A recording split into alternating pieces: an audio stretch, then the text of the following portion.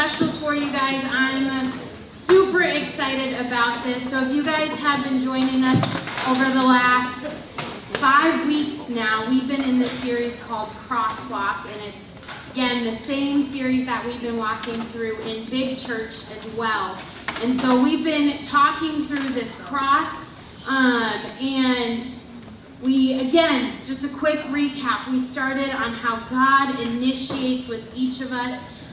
He comes down to us through the gospel and initiates each of our faith stories in our lives. And then through that, he talks to us in prayer and through his word as well. And then with those different things speaking to our lives, we then get the opportunity to respond to him again through prayer, through obedience, through worship. We talked through these different things. And then also, because of this relationship that we have with him, it impacts how we interact with other people as well. So last week, Wilbert started on kind of these horizontal aspects of that. And so he talked about how we love each other. And so being in Christian community and the importance of that. And so tonight, we're going to be wrapping up this series, and we're going to be hitting on our final topic, which is serving our neighbors. And so I have some people up here with me who are a part of different organizations doing different things that all fit under this category of serving others, whether it's missions, whether it's evangelism, whether it's biblical justice. And so you guys won't have to listen to me talk all night. You'll actually get to hear from these guys and hearing what they're doing and what they're a part of.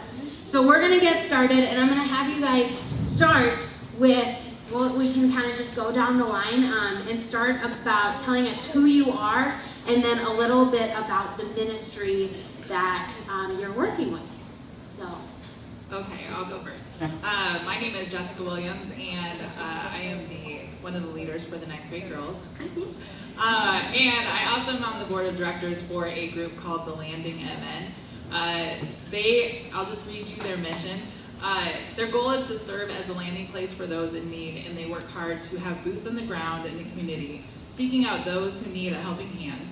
Right now, they do that with a truck called Mo, which I believe was here a couple Sundays ago. Some of you may have been able to go see that. They also work out of the Silver Lake Fire Station, which is right on Silver Lake, and they'll be there for until the end of April. Hi, my name is Lauren Carr. My mom is Shelly Carr, who leads one of the small groups here. And you might also know my brother Seth Carr, who's a senior this year, and my sister Skylar Carr just graduated 2 years ago, so you might not know me, but you might know one of my siblings or my mom. I am joining a ministry in missions, so this coming year will be going to Asia to share the gospel in Asia. I'll be joining a team that does medical missions, so they work with a lot of disabled foster children who are in the foster care system because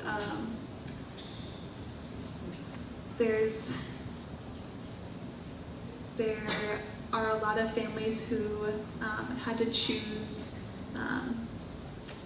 how to best provide for their kids, and they weren't able to provide for their kids, so the ministry helps with a lot of those disabled children. I'll also get to teach English at a school there and be able to share the gospel with my students, hopefully. Hi friends, my name is Aldo Felix. Easy way to not forget my name, think of where's Waldo, take the W, that's me. I serve as the area director for Young Life Rochester. In Young Life, we are a worldwide ministry that basically want to serve kids who do not know Jesus yet. So our goal is to make sure that we get to share the gospel through building relationships with these kids. We believe that every middle schooler and high schooler deserve the right to hear about Jesus, and we try to go as far as we are able to reach out those who do not know him yet. My name's Brian Cook. I'm an area rep for Southeast Minnesota Fellowship of Christian Athletes. Our outreach are student athletes, not only the athletes, but essentially anyone within the school system, also with coaches. And our focus is to, let them know that you guys have power within the school system. So as you guys kind of heard in this, each of them is serving in very different areas, but all with the same purpose and goal. And that's what this whole side of the cross is about, serving others. Again, everything we're doing, sometimes it's not directly sharing the gospel, but the actions that we take can point people and often open the door to having these conversations by providing sometimes for very physical needs that people have. So again, each of them has very different things that they are a part of, and you guys as well as, you're kind of, especially for our older high schoolers, as you guys are figuring out, okay, what's next for me, you might feel called in different directions. And so our next question is just, what drew you to serve in this particular ministry that you're serving in, or be a part of this organization that you're with? So, you want to start again, Jessica? So I'm a lot older than all of you, but when I had kids that were babies, when you guys were babies, I actually was part of a group here called MOPS, and some of your moms might have even been in it. But I went to this big conference. There were thousands of other moms that were there, and up on stage, in front of all these moms were these teenage girls that they were pregnant, and some of them already had kids. And it was at that point when I realized that Rochester needed a group called Teen Mops, and we brought that here. We actually met right in this room. When I was in charge of that, we had over 150 teenage girls walk through our door in a matter of like 5 to 7 years. And some of those girls, which that was like 10 years ago, maybe even longer, some of those girls actually lived in tents behind Walmart with their kids and also in culverts. And when I first was telling people all over our town, hey, these girls need help, what can we do next to provide support for them so they can be the best mom that they can be? That's what MOPS's mission was. And a lot of people were stunned. We don't have a homelessness problem. And I'm like, yes, we do. And these are girls who have little kids. We have a homelessness problem. And it was kind of like a little battle. Every time I tried to talk to people and say, did you know that we have people living behind Walmart in tents? Like, no, we don't. So you may have seen people in tents around town. You may have seen people on corners asking for money. You may have seen campers, maybe in some different parking lots in town, or maybe you've even driven by the Silver Lake Fire Station every morning when I go to work. That's currently my route because of our awesome construction. But I drive by it pretty early in the day, and there's always people outside waiting for it to open. And just, our town is interesting because we are the town of Mayo Clinic. We have a lot of money here. And we have a lot of people who live in really fancy houses and people who drive really fancy cars. But we also have people who don't have even a house to live in. And in fact, you guys have kids in your schools that don't have a place to go home to. And they might even be in your classes. Back then, not very long ago, there were over 500 kids who didn't have a house. They might be living on somebody's couch, they might be living on the streets, they might be living in a camper, but they don't have a real home. You guys, it's still a thing. And just helping our community realize we do have people that need help, and it's not all because they're criminals. They are people just like you, just like me. Something has happened in their life, and it's not always their choice. Sometimes it is, but just helping them with whatever that need is to support them and let them know they have a friend. And the people at the landing who work there, they always say, these are our friends, and that's what they are. They're our neighbors right here in our community who need our help. I first felt like this was a ministry that I wanted to be a part of when I was in high school. So around your guys' age, I think I was maybe a sophomore or a junior in high school. That's, I think, the point at which I really started digging into my Bible and spending time in prayer with God. And that really impacted me and helped me to understand what God's plan was for my life. In the Bible, when Jesus sends out his disciples, he talks about them going to Judea, Samaria, and to the ends of the earth. And I know that, I see there's many ministries here that are really impactful in Rochester, and that's one of the areas that we really need to step out and reach people for the gospel. I felt like God was calling me to be one of those people who goes to the ends of the earth. And so I felt called to this ministry specifically because the country I'm going to, only the specific province that I'm going to, only 3% of the people there are Christians. And so there's not very many people to share with their own neighbors about Christ. And so I want to be one of those people who go and share Christ with others. So yeah, that's why I felt called. That's great. Raise your hand if you were in high school. Love it.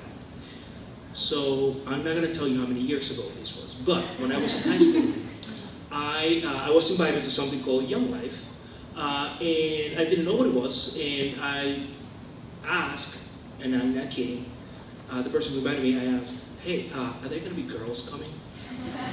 And he said, yes, there are going to be a lot of girls coming. And I said, well, I'm going to come. Truth of the matter is that some of you are here because of that too. But I went, and guys, for the first time in my life, I felt so welcome and so loved and so I was like, oh my gosh, I belong here. This is what I was meant, where I was meant to be. And I kept going, and like 6 months later, they invited me to a Young Life camp. And again, this was my first time going to a camp, and I went to camp, and it was fun. I'm a big fan of basketball, so I played a lot of basketball there. But every night, there was somebody who would just come and give a talk, and we talked about a guy named Jesus, who I thought I knew about, or who I thought I knew him, but I really didn't. It was more like here, but not here. And for the first time, I felt like, oh my gosh, like the cross. I finally understood what it meant. And I decided to give my life to Christ when I was in high school. I was a sophomore in high school, and went to college and got a college degree, and I was like, I don't know what I'm going to do now. So I got invited to be a Young Life leader, and I said yes. And that was, I don't know, that's like 15 years ago. So I just know that there's so many out there, so many kids out there who don't know Jesus just like I didn't. And it's just my passion is just to talk about Jesus and to be able to build relationship with people and just share my story and the story of the people who have been transformed by the cross. So that's why I do what I do. I was not going to do ministry. I ran across FCA when I was at college. I was a baseball player. I was at Creighton University, and I remember just going to an FCA event, and just that was my first experience with it. Back home, back in Rochester, came back, took care of my mom. She had some brain surgery. I wanted to go play some baseball somewhere, but it didn't work out. I had shoulder issues. And 6 years ago, I grew up in the church, went to church. When summer rolled around, I wasn't at church because I was playing baseball. So I was always playing some kind of sport, so I really wasn't giving my all to church. Until 6 years ago, I woke up and I started experiencing this weird feeling. I felt like a third person, just watching myself, and I didn't know what was going on. I was like, I'm going to start tracking this. 3 days into it, I was in my shower, just on my knees, just crying, saying, God, I can't handle this. I can't take this. Like, this is the end. And my first thought was, if I didn't have the foundation of Jesus Christ, I could see where I wouldn't be on this planet anymore. I was right there. My next thought was I needed help with the next generation. I had just joined the FCA board. James Boland, some of you may know him.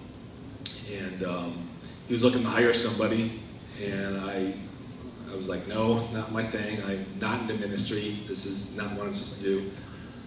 And once that happened, and once I started talking to the huddles, my first huddle was Century, and just seeing the impact with everybody. There's so many, like, how many of you guys are athletes? You're our targets. You're the athletes first, but you're there just to lead the groups. People look up to you because you're athletes. You know, I was doing sports ministry with my church, our softball teams and our football teams and everything, but I just didn't realize the impact that it was having. And then just to go see it within the schools, you know, there's not much going on in the schools right now with faith. They've taken it away. But the nice thing about FCA is that we're in the schools because it's run by athletes like you, students just like you guys. You guys run it. And if you guys aren't there, we aren't there. And to be able to reach those kids, and now to the coaches, we're focusing on the coaches now too. It's just it's a target audience that needs to be developed. Awesome. So obviously when we're doing the work that the Lord calls us to, and specifically, you know, spreading the gospel in so many different ways, what are some of the barriers or obstacles that keeps you from reaching people or doing what God calls you to do? And if you want to share even a little bit about how, you know, you overcome those obstacles as well. And whoever wants to start, Jessica or Brian or whoever.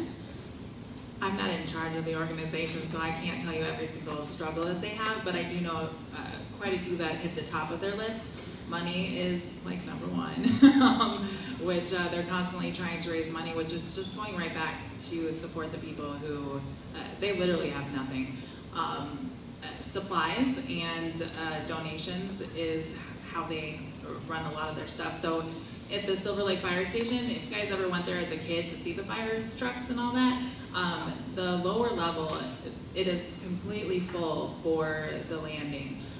All sorts of donations from food to clothes, and I don't know if you know it, but in Minnesota it gets a little freezing cold here, and pretty soon those individuals are going to be outside. But they have a place for them to store their items also, because if they take it with them throughout the day, there's a good chance it's going to get stolen by somebody else. So they have storage places, they provide meals, they have snacks for them. They also provide resources, so if they are looking for a job, they're trying to get housing, they have computers and different things that they can actually use, because we're living in a world of COVID and you can't always go into everything. But money, resources, donations, and volunteers, they have a whole bunch of different opportunities for people to get involved.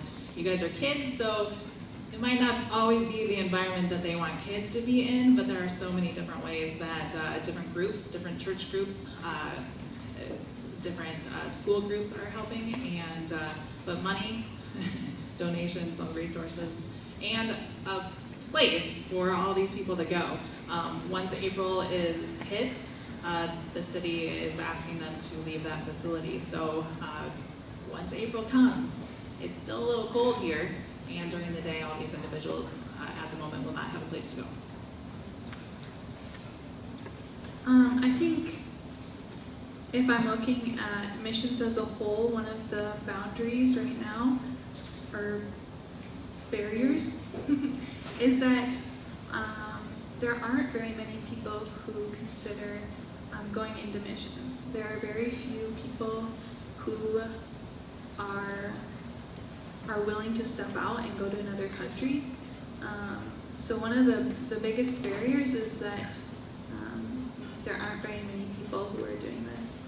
I think that relates to a more personal barrier. For me, it's really scary to think about going, and I think that's why a lot of people don't ask God, like, hey, are you sending me to go?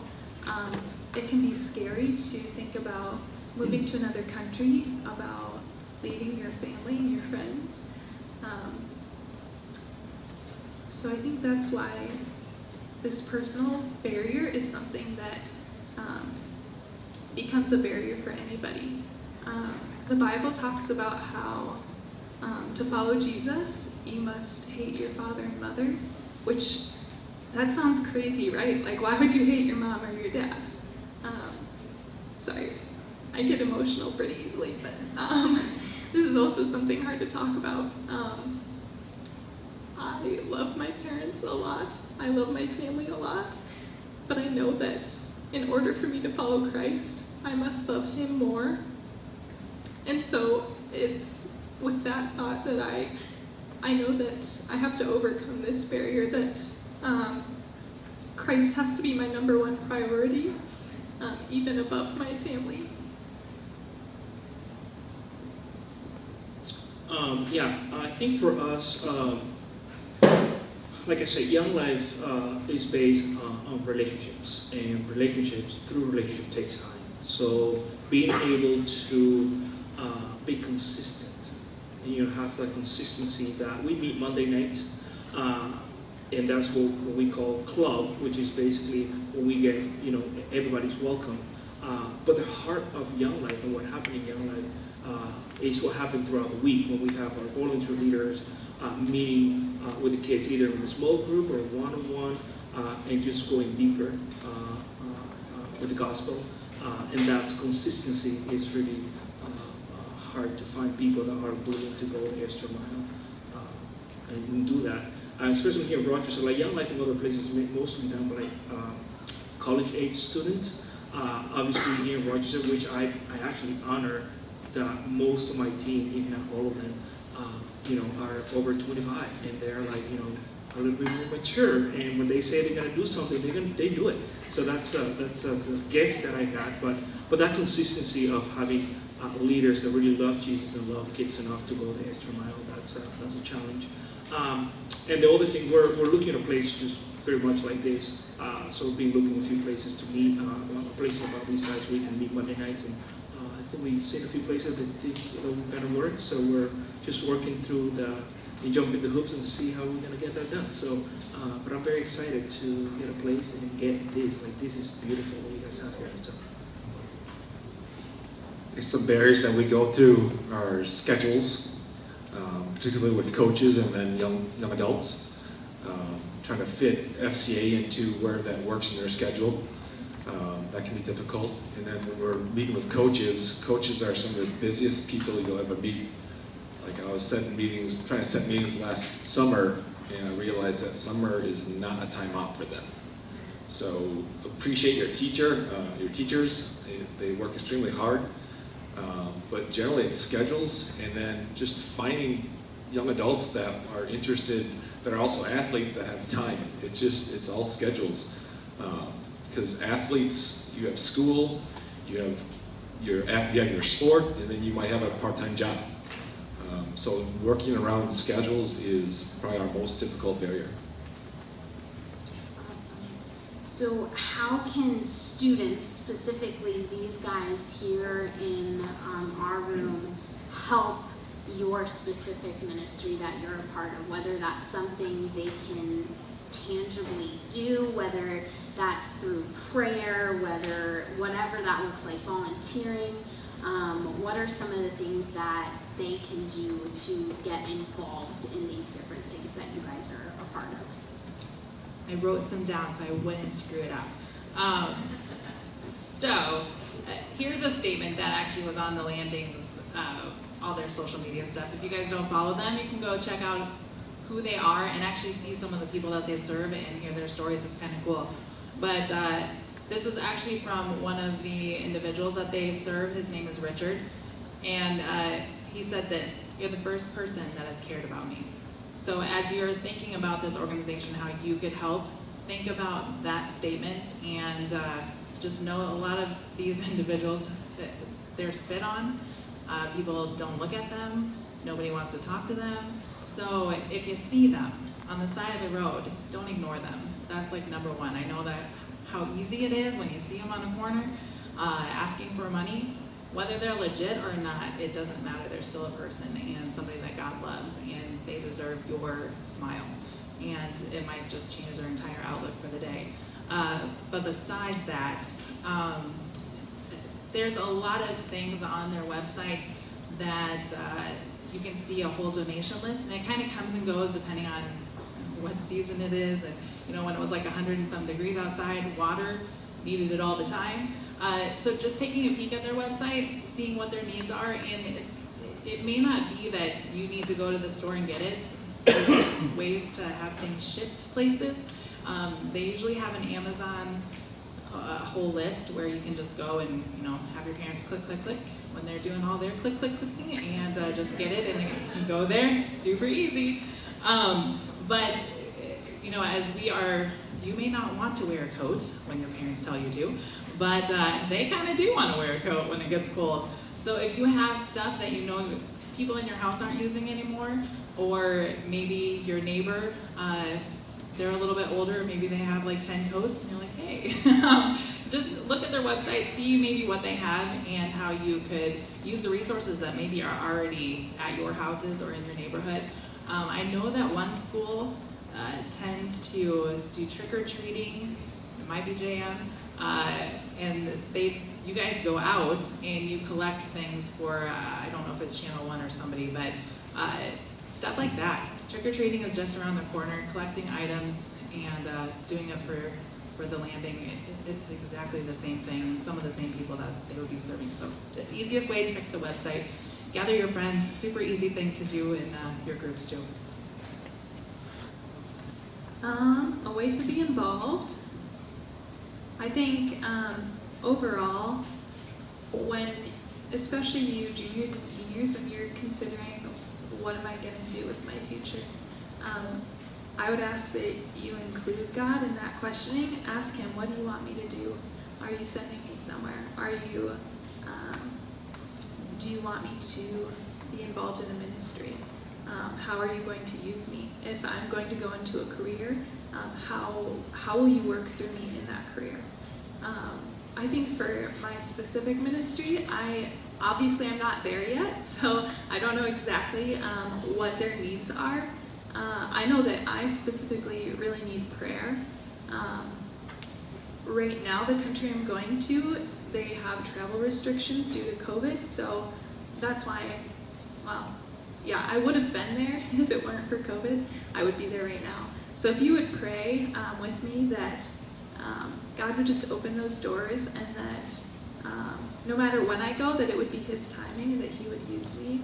And even if I don't get to go to that country specifically, that He would show me where He's calling me to go. If you could also be praying for the team there, I know that they are a medical ministry, so they're serving those kids who have disabilities. But I know with COVID, there are many other ways that they can be serving as well. And so if you guys would pray with me that they would see where God is calling them to continue ministering in different ways that they can reach out to people. And then I'm hoping once I get there that I'll have some way that you guys specifically can be involved. Christ Community is my home church. It's a church that I'm partnering with and who is sending me prayerfully and financially. And so I would love to have some way where I tell you guys, there's a kid that I want you guys to help me sponsor, or here's a ministry where we would love to have your guys' help. So I don't know what that is yet, but I'm hoping that there's a way that you guys can be connected, and I'll let you know once I know. You are already helping Young Life as a church, which is fantastic. Obviously, prayer, that's, the power of prayer is huge, and if you haven't experienced that, just test God on that. And then the other thing, I think this is more than just for Young Life, I think it's for the kingdom. Raise your hands if you have friends. Okay, you have a lot of friends, great. Raise your hands if you have friends who are Christian. Okay, raise your hand if you have friends that are not Christian yet. Okay, a lot of hands over there. So, if you have friends who do not know Jesus yet, invite them to come here Sunday night and hang out. Now, I know some of those kids who do not know Jesus yet, when they hear the word church, it's scary. It's overwhelming. It's boring. It's, I don't know, they're going to tell me what to do and not what to do. So maybe if they respond to that and they do not want to come here with you, maybe you can say, you know what, there's this thing called Young Life that I hear about. Maybe they'll be a good fit for you. And again, ultimately the idea is how can we get to know our friends in Rochester who do not know Jesus yet. And maybe through a relationship with them, we can share the gospel with them. A lot of work, and I knew nothing about it. And waited a year, came back to that whole little situation. And I don't know if you guys know someone named Missy Egan, but she's been a leader here for a while. And I was sitting next to her, and the same girl stood up on stage and kind of did the same presentation about teen moms. And Missy hit me. She goes, "We need to do this." And I looked at her and I said, "I know." I'm well aware. I knew a year ago. So same thing with the landing. The people who started it, they had a lot of different things happen in their lives, but about 2018 is when their gut kind of started talking to them, and the Holy Spirit said, "Hey, we have a problem here, and we need to do something to help our friends and our neighbors," and God is telling us to do that. It's a Christian organization. They have many, many challenges that it's basically like Satan is lots of different obstacles, and we had very similar situations happen with teen moms. Girls that got in car accidents on the way here when we had a speaker who was intentionally going to be talking about accepting Christ. Girls that have never walked into a church before, but they were coming that night. They get in a car accident on the way here. All sorts of different little things that you can't explain it other than somebody was trying to do something so they couldn't be here. The same thing is happening at the landing. Maybe not a car accident for somebody who's trying to reach them, but different obstacles from organizations and the city who doesn't always think that a Christian organization should be doing something. I met with the same people at Teen Mops in our city that the landing has had to meet, and they've had the same obstacles in front of them that I had. People asking, "Why are you doing this? Why are you trying to help these people? We've been trying to help them. Why are you trying to do it?" So when your gut is trying to tell you something, listen to it. It's probably the Holy Spirit. And although it might be super challenging and there's going to be some obstacles along the way, and it's probably someone else who doesn't want you to succeed or help the people and give the gospel to the people that you're trying to reach, know that God is there the whole time. And think about the people who are in the midst of all this right now, and just encourage them. But listen to your gut, because it's kind of a big deal, and who knows what that future is going to be for you. I'll just really quickly say ditto to that. I got that gut feeling when I was in high school, and I felt like God was saying, "Hey, I'm sending you." I was like, "Oh no, that doesn't sound like something I want to do." So yeah, I second that. I think. Hold on, I did have a nugget of wisdom, but I'm waiting for the Holy Spirit to bring it back. So I think when I was in high school, I had this thought of, I want to do the right thing. I wish that I wanted to serve. I wish that I wanted to tithe, and I wish that, I wanted to help these organizations. But it's hard to make yourself want to do that. I think what I've learned recently is that to be more like Jesus, you can't make yourself be more like Jesus.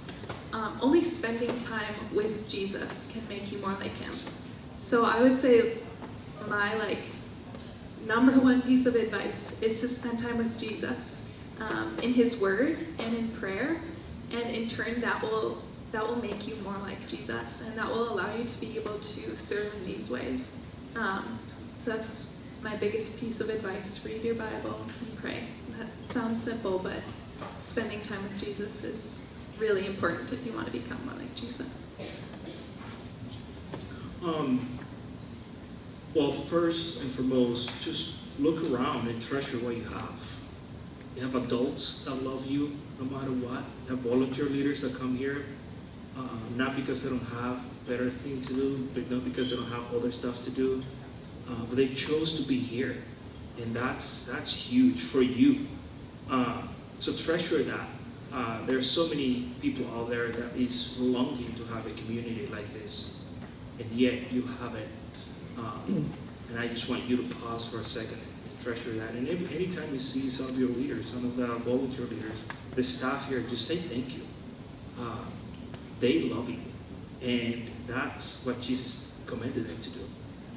So that's one thing. The other thing is, I want to just challenge you to live out your faith. And I know that's hard in high school, and even harder maybe in middle school. But Paul, the Apostle Paul, told Timothy, who was not much older than you are, in chapter 2, it basically said, hey, these that you have heard, these that you have been taught, this gospel that has been given to you, now go and find other people and give it to them. Like, we have this privilege, we have this gift that we can't just contain. We have to pass it on to somebody else. Either that's at school or at SEA with sports, whatever it is. Like, you have that, we have that. So I would just encourage you and challenge you to even speak to Jesus and say, hey, Jesus, how can I live out my faith this week? How can I live out my faith in a world that is a little complicated and that maybe most of your friends or most of the people that you go to school with maybe don't align with what you believe? But I believe that if you pray and you ask the Lord to help you and to teach you how to live out your faith, I think you're going to see miracles happen around you. So I just challenge you to do that. First of all, those were all really good answers. So I'm glad I'm last. I would actually say get an accountability partner. Get someone that's going to walk the walk with you. That's going to do life with you. Find someone that can hold you accountable and you can hold them accountable. If you do that, it's going to be that much easier. You can work together, love God together. You can pray together, read the Bible together, listen to your gut together. That's a huge one. You're going to get this feeling once in a while, like, whoa, what does this do? She hit it on the head. Just listen. But if you have an accountability partner, it's going to make life a lot easier for you. All right, well, do any of you guys have anything else you want to share with our students about the organization? Any other final words? All right. Well, I'm going to pray to close up our time here and pray for all of you guys in the ministry that you guys are doing. God, thank you so much for Jessica and for Lauren and for Aldo and Brian, God, and just the ministry and the work that they're doing to serve you, God, and to reach these people who don't know you yet, God, or who are just struggling. I pray that you would just continue to be so present in the ministry that they are doing. God, would you just embolden them and empower them with your spirit, God. And I just pray also for each one of the students in this room and the adults as well, God, that they would listen for your spirit, God, that they would listen to their gut in whatever direction you are leading them, God, that they would just be willing to hear your call and to listen. So I just thank you for, again, this time that we're able to gather and hear how you are working in so many different ways and areas, both in Rochester and around the globe, God. And we just praise you for how wonderful and miraculous and powerful your name is, God, and how you can accomplish all of these things and how you choose us to accomplish these things through, God. And so we want to be willing servants of your mission. And so we just pray that as we head into our life group time, God, that we would have just solid conversations with those around us, that we could dig into what you have for us. So I pray this all in your name. Amen. All right, you guys, well.